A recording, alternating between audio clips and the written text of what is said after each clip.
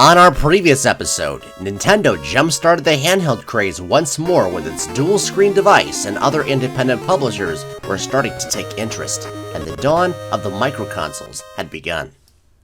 Founded in 2003 and mainly known for its PC streaming service, OnLive wanted to make its mark in the living room as well.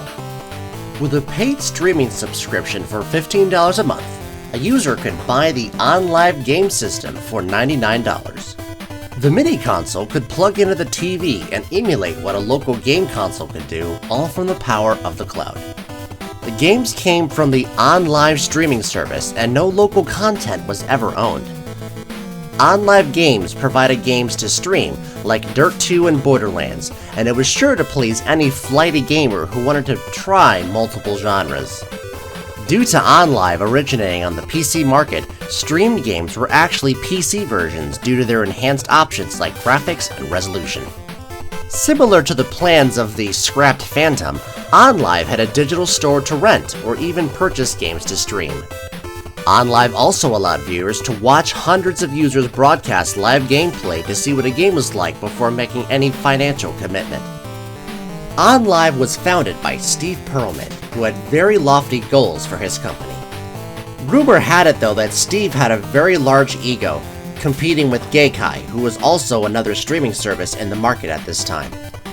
Steve demanded that any publisher that worked with OnLive had to have exclusivity rights with them and not be associated with Gaikai. Unfortunately, large publishers like EA felt that OnLive didn't have the bargaining power to demand this request.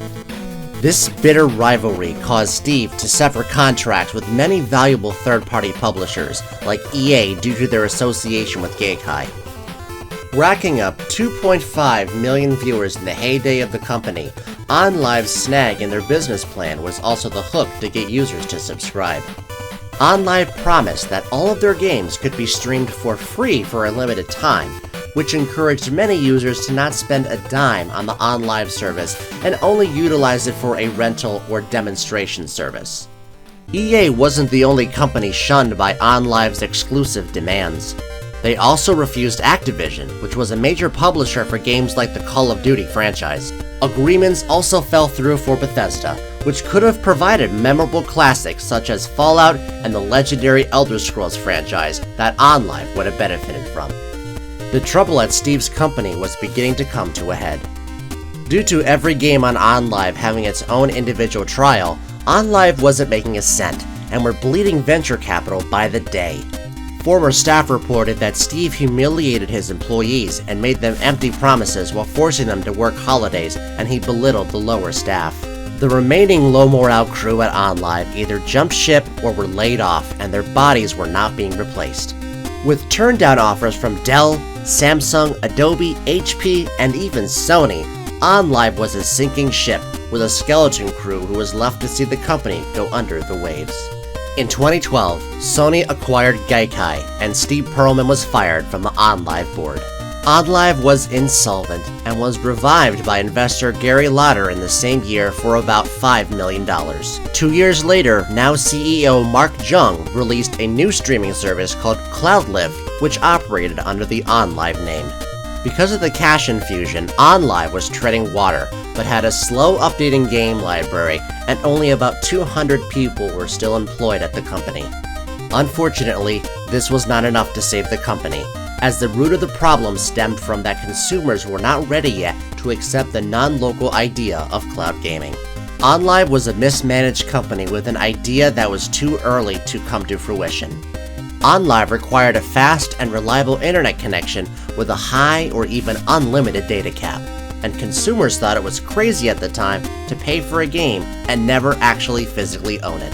Just 1 year after the relaunch of CloudLift, OnLive was literally bankrupt, and Sony, with Gaikai under its belt, acquired and dissolved OnLive the same year of April 2015. Consumers back in the day shunned at cloud gaming. However, the idea in today's standards has become more accepted, with streaming services like GeForce Now, PlayStation Now, Google Stadia, and the most recently launched Amazon Luna.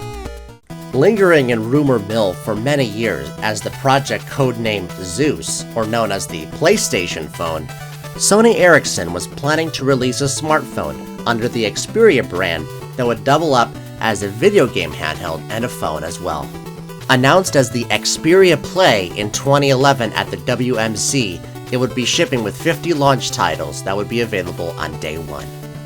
However, in North America, Verizon snatched up the rights for the original Xperia Play to be a Verizon exclusive until an LTE AT&T version came out.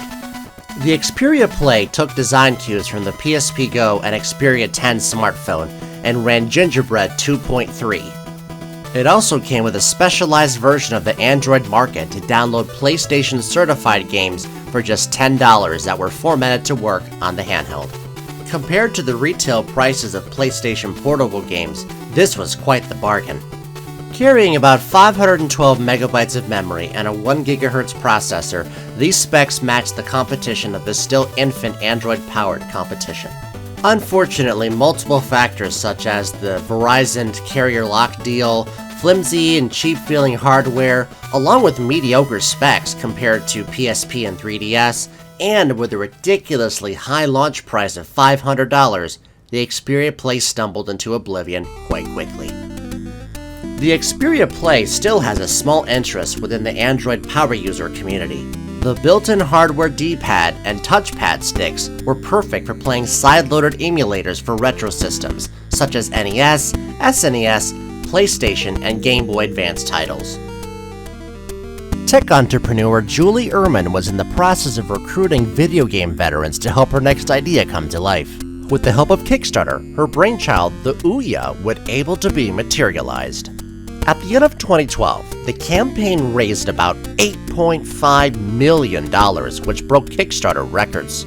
And a year later in 2013, they shipped about 68,000 units available to backers. Ouya was advertised as an open and hackable console, and every game would be free to try. It was teased early on that games such as Dead Trigger, Cannibalt, Twitch capabilities, and a Minecraft port would be available on day one. Ouya was out to change the way gamers thought about the video game world forever. Instead of purchasing a gaming PC or one of the big three's consoles, Ouya claimed that the same amount of fun could be had for the low price of $99. The Ouya carried a quad-core processor but only had about a gigabyte of memory. On paper, the Ouya looked like a success, but many problems awaited those who funded and backed the console.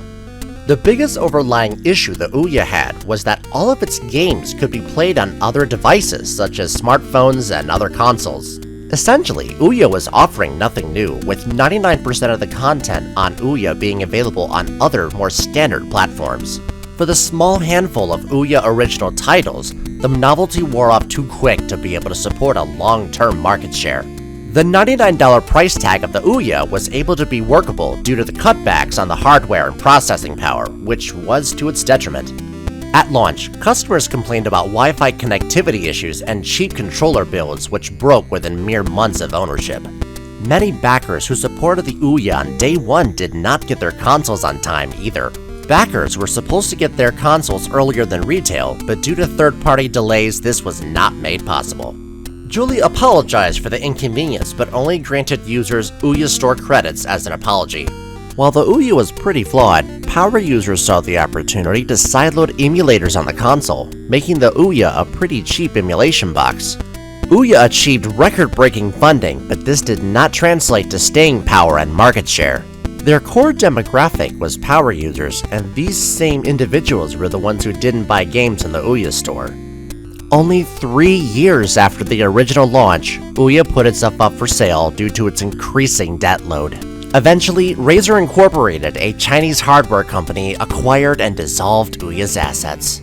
With Ouya being fully dissolved, Razer pushed its customers and previous fan base towards its own hardware, which was the Razer Forge TV. On July 27, 2015, Julie Ehrman left Ouya Incorporated, the company she once co-founded, to pursue other ideas she had. Nowadays, Julie works with venture capital executive Kara Nortman and actress Natalie Portman and co-founded the Angel City FC together, which is a women's soccer league. Ideas like the Ouya were only growing in popularity, and many more would attempt to use the Android operating system as a gaming platform. Originally specializing in the manufacturing of computer GPUs, the company Nvidia wanted to make a portable gaming system that used the same graphics technology they put into computers. Featuring a portable screen and a Tegra 4 processor, Nvidia released the Nvidia Shield Portable on July 31, 2013. The Shield Portable had access to the Android Google Play Store as well as the Tegra Zone market. Tegra Zone was a store to buy games that specialized with the Tegra technology. The portable can also play streamed games from a PC using a compatible graphics card on the GameStream application. Just like the Ouya, gamers also liked the Shield due to the easy control setup for emulators, especially for PlayStation 1. Later in 2014, Nvidia released a tablet that used the same Shield brand for $300 and a mobile LTE-enabled version for $400. Since their new device was more of a tablet than a gaming handheld, the controller was separate this time. Unfortunately, many hardware flaws, including a fire hazard recall, stifled sales and eventually caused an immediate discontinuation of the Shield tablet brand. Then, in that year of May 2015, Nvidia took the plunge and actually released a microconsole instead of a handheld. It's called the Shield TV, and it was set to compete with the living room space and entertainment choice. Just like PlayStation Now, the Shield TV had access to its own gaming cloud service called Grid, later renamed to Nvidia Now, and being rebranded again to GeForce Now. The 16GB unit is priced at $200 or $300 for the massive 50GB variant. PlayJam pitched an idea on Kickstarter about a microconsole the size of a USB drive that could plug into an HDMI port. About 5,000 backers pledged more than about $647,000 to help the project come to life. The $79 GameStick had the ability to download and store games via Wi-Fi with only a meager 8GB of storage due to its size. Planned to launch in June, unknown delays caused the GameStick to be delayed of about 5 months. The GameStick main selling point was that any owner could be a developer without any licensing fees. While the GameStick had an Android-skinned interface, it did not have access to the Google Play Store, and games made for the GameStick would need to be ported individually. Many gaming sites gave PaperJam praise for its innovative idea. However, the locked-down Android along with the limited game library really hampered the success of the device quickly. The GameStick was fated to be dead at arrival, doomed with the already outdated Android Jelly Bean. Along with more microconsole boxes, the hardware company Mad Catz also wanted to get into the microconsole business. On December 10, 2013, the Mad Catz Mojo for $250 ran an unskinned version of Android and was able to be hackable. The Mojo also supported the Ouya gaming content and OnLive streaming services when it was active. 2 years later, the Mojo was dropped to $150 to encourage sales. Later, the Mojo, alongside the Google Play Store, opened up to the Ouya store, because by this point the Ouya platform had been sold to Razer. With expandable storage and the option to install the powerful media player XBMC, the Mojo was a cheaper solution for anyone trying to own a microconsole and have access to the powerful add-ons Kodi provided. Unfortunately, their microconsole and knockoff controllers were not enough to save the company, as Mad Catz went defunct in 2017, 4 years after release. After Valve securing basically PC market dominance with its Steam store, Valve wanted to go beyond the computer to reach its more console-friendly players. With only a few minuscule media box releases, Valve licensed its Steam OS to multiple manufacturers, including the most popular one by Alienware. These Steam machines were technically not game consoles, as they were just pre-built gaming PCs designed to be used with the Steam OS compatible library. Games compatible with Steam OS required no mouse or keyboard and could be completely enjoyed in a living room just like any other game console with a controller. Depending on what price you wanted, starting at $450, these boxes were packed with mid-tier specs for the time, such as a quad-core processor, GeForce GTX GPU, and 8GB of memory. Removing the complications and guesswork of building a custom computer, Valve's selling point was that consumers could now enjoy select games once tied exclusively to a PC in the convenience of their living room. The SteamOS machine ran on Linux, which had the option of installing Windows if the user wanted. The controller that worked with the Steam Machine platform was also quite different. Some of the noteworthy features included a touchpad that emulated a mouse and its gyroscope that could be used for motion controls. The touchpad could be mapped like a joystick or could be used for certain in-game shortcut gesture controls. Initially being revealed at CES Consumer Electronics Show in 2013, many third-party hardware vendors were on board with Valve's hybrid console idea. This initial enthusiasm, though, was short-lived. With only 3 months in, iBuyPower canceled their concept design, and by the end of that year, the amount of available Steam machines was down from 15 to 5. And by April 24th, 2019, Valve removed all Steam machine listings from their website. Since the initial launch, the Steam machines did not make a dent in their intended console demographic. And at the time, there were still many games not optimized or even supported for the Steam OS. Customers adopted the more widely loved Steam Link box, which offered the same living room comfort without the hefty price tag. While Valve never officially canceled support for the Steam Machine, most keen users spotted that around 2018 they abandoned the Steam Machine and Steam Link endeavor, ceasing manufacturing for the unique controller a year later. The shift away from physical media was due to the rising popularity of smart TVs and smartphone apps, which Valve capitalized by replacing the Steam Link box with. Valve would go on to utilize SteamOS for a more portable and much more successful product, the Steam Deck. The Steam Deck is a portable, Steam-enabled computer in a handheld form factor released in February 2022. The initial demand for the Steam Deck was so immense. Prior to October 2022, Valve required interested customers to pre-register for a reserve list, and now over 8,000 Steam titles are optimized for the handheld. 8 months after launch, Valve released an external HDMI dock for $90. Once connected to a Steam Deck, this provides HDMI or display out support to an external source such as a TV or computer monitor. The dock also has additional I/O support, including Ethernet and USB.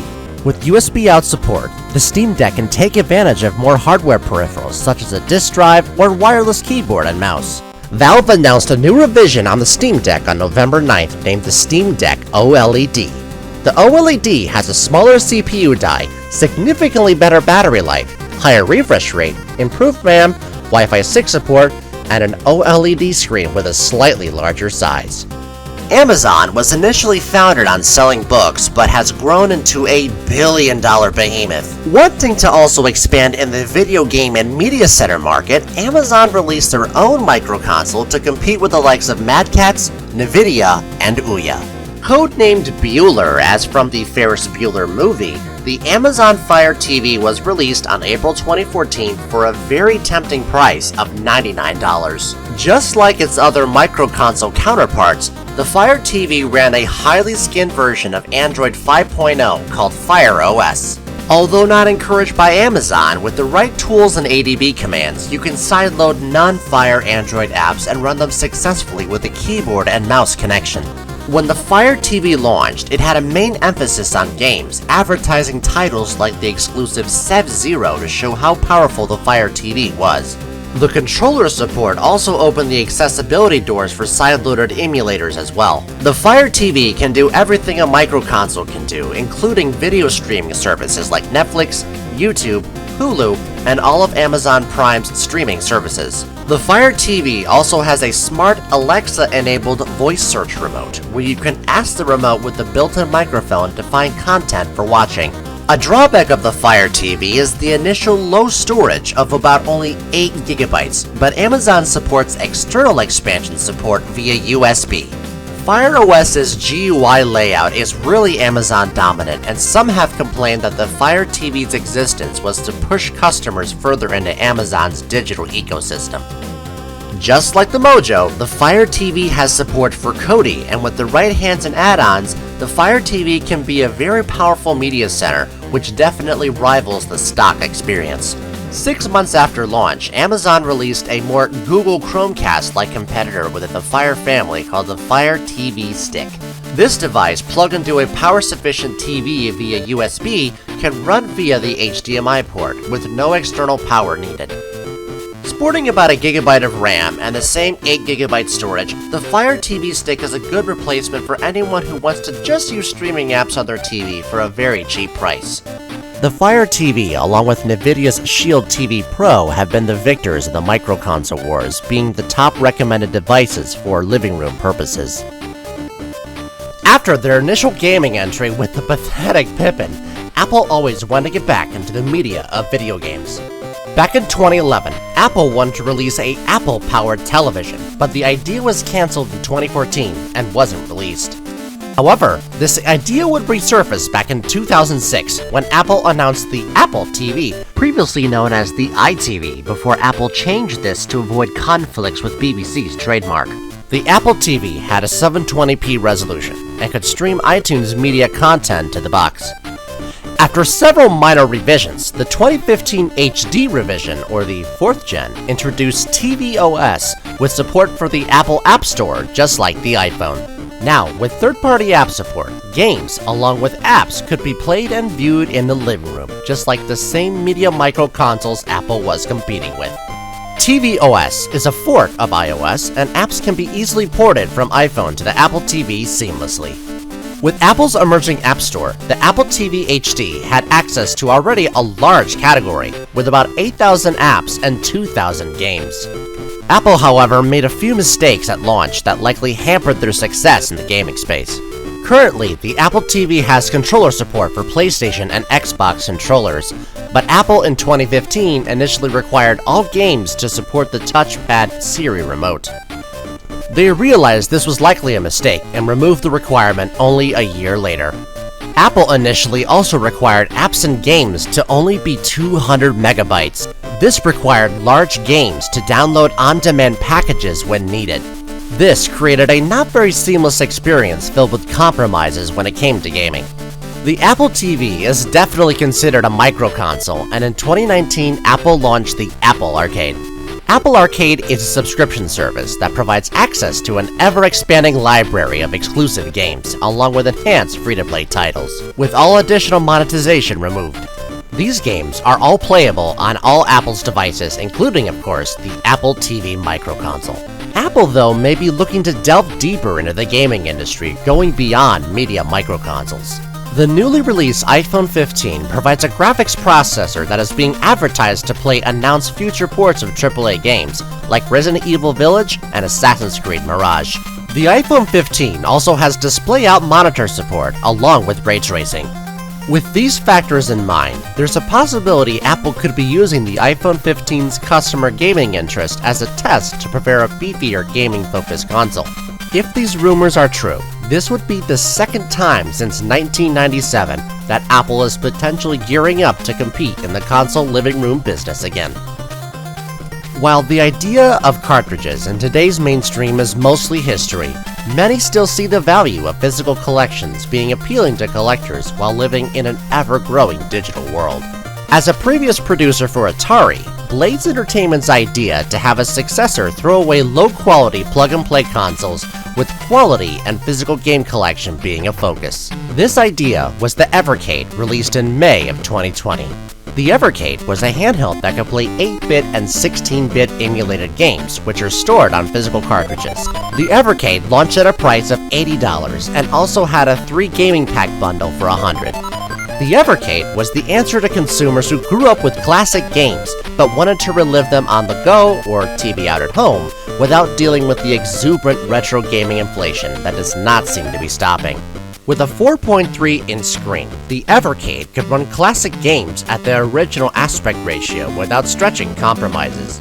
The success of the Evercade depended on the game library, and Blaze Entertainment at launch was able to work with publishers like Interplay, Data East, and Bandai Namco. Blaze even worked with publishers to release rarely ported arcade versions of their titles. This is compared to the home versions, which always had console-related downgrades. Blaze was even able to get titles ported that were once exclusive to home computers, such as the Commodore 64 and MS-DOS. A year later, as the Evercade received more games than console ports, Blaze released a pure home console version of the Evercade called the Evercade Versus for $100 in 2021. The Versus carries an upgraded 1.5 GHz processor and is designed to play 2 Evercade cartridges straight into your TV with support for multiplayer control ports. A year later, Blaze Entertainment announced the end of production for the Evercade, not because of a failure, but to focus on an improved successor. This would be the Evercade EXP, which was released at the end of the year for $130. Compared to the Famicom red color scheme of the original predecessor, the EXP has a white material design and modernized look with improved screen resolution. The EXP also carries the improved processor that the Versus has. It also finally has Wi-Fi support to be able to receive the latest emulation fixes directly from Blaze. The biggest addition and major selling point is Tate support. Tate mode gives the handheld wide vertical support for classic Tate arcade shooting games like 1942, Commando, and many other top-view shooting games. The Evercade has also given indie developers a new platform for exposure as well. At $20 to $25 a cartridge with varying amounts of games for each, the Evercade ecosystem looks to appeal to only the most dedicated retro game collectors who want to amass a collection of games and purposely do not want to seek out other more easily and readily options available. Nowadays, the Evercade has received a few 32-bit titles, with a cartridge port of 40 Winks and ports of the once PlayStation exclusive 3D Duke Nukem titles. The Evercade is still going strong with its newest partnerships from publishers which include Gearbox, Delphine Software, and Sunsoft. Once having an undeniable brand in the mid-70s, this previously iconic company planned to come back to the modern era with a new console. Yeah, no, not that one. The Atari Corporation. Yes, once a gaming powerhouse in 1977, at last left its mark with the Jaguar before fading into irrelevancy. Atari Corporation was passed along owners including now Time Warner and Hasbro's game development company Hasbro Interactive. In 2001, a French-based game publisher Infogrames Entertainment SA acquired current Hasbro Interactive from a sale which included the brand and rights to the Atari name. 3 years later, Infogrames Entertainment SA was renamed to Atari SA, and their Infogrames publisher subsidiary was rebranded to Atari Inc. With the Atari name being revived under a new company, Atari SA was already looking to capitalize with their new assets. In 2017, Atari consulted Fergal Macanulad, who had previous tenure with large companies like Apple and Epson.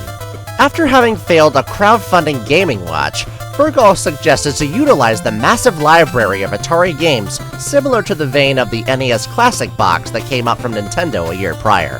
Unlike the NES Classic though, Fergal planned to have a console with modern specs to be able to play new games as well. Atari also pulled talent from Rob Wyatt, one of the founding members of the original Microsoft Xbox team, and his company Tin Giant. Atari's plans for the new Atari box console were revealed with a short teaser trailer on June 8, 2017. The Atari box website had no other details, but only to sign up for a mailing list when crowdfunding would start. Shortly before the planned crowdfunding launch, Atari ceased pre-orders for the Atari box and put the entire campaign on hold in March of 2018. After this postponement, the Atari box manager Fergal Macanulad left Atari. In his resignation statement, he felt that Atari would never have anything tangible to show and was tired of working for free on behalf of Atari for the past 9 months. 2 months after the delay, Atari relaunched its Indiegogo campaign in May with a goal of $100,000 for the now named Atari VCS. Corners of the internet were excited for this revival, and many online news sources stated that this could be the comeback of Atari. On the first day of funding, the record was smashed in a mere 2 hours, overfunded at 1,600%, with a total of $1.7 million. By the end of the campaign in June, the full funded amount was $3 million. With this much funding, the future of the VCS was more than certain. However, behind the scenes, discontent among staff figureheads at Atari was brewing. In July 2018, only a month after funding was secure, Fergal, the lead manager behind the original Atari box, sued Atari for $200,000. The reason for the lawsuit was that Atari allegedly failed to meet their end of the bargain by paying Fergal 4% of all crowdfunding revenues received above $200,000. Despite working on behalf of Atari for free for the past 9 months, Fergal claimed that Atari failed to pay, which was a violation and a breach of contract. At the end of that year, it was revealed that Atari and Fergal settled in May of 2019 for $82,000. 5 months after Fergal's settlement, Xbox veteran designer Rob Wyatt publicly resigned from the VCS team in October. The reason for his resignation was owed back pay for the last 6 months, which totaled about $261,000.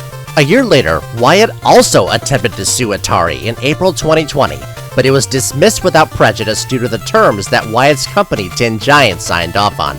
In terms of the console itself, after many delays, Atari began shipping the VCS console to its backers in December of 2020 for $250. 3 years after the initial crowdfunding campaign ended, on June 15, 2021, the VCS was made available originally for $300 or a bundle that contained the console, a wireless joystick, and a controller for $400.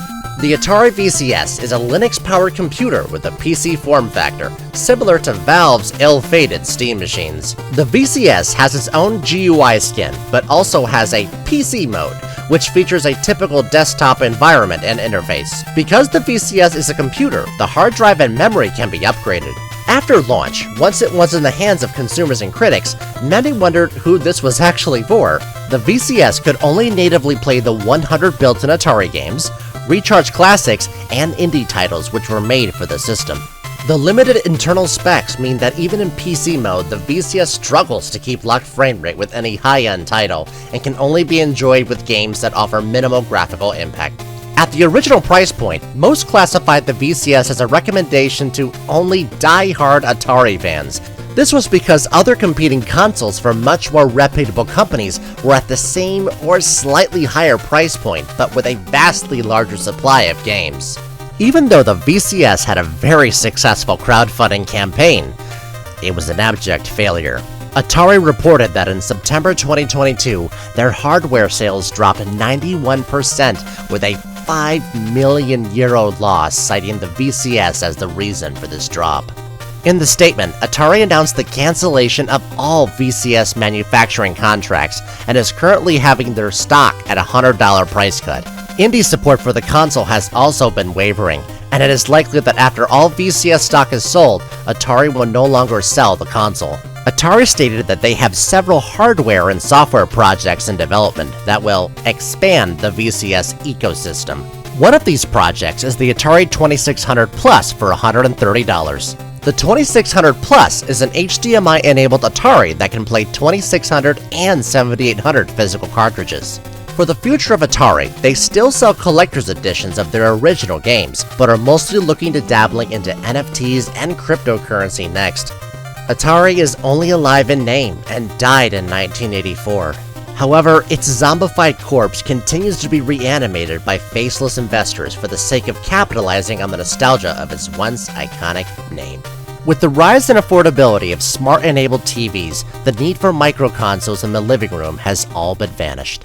While the momentum and fad of microconsoles has ceased, Nintendo and Sony continue their battle of the portables, and Microsoft and Nintendo make blunders of their own. That and much more to come on Part 2 of the History of Video Games, Episode 10, where we'll jump into the fray of the mainstream console wars. See you there!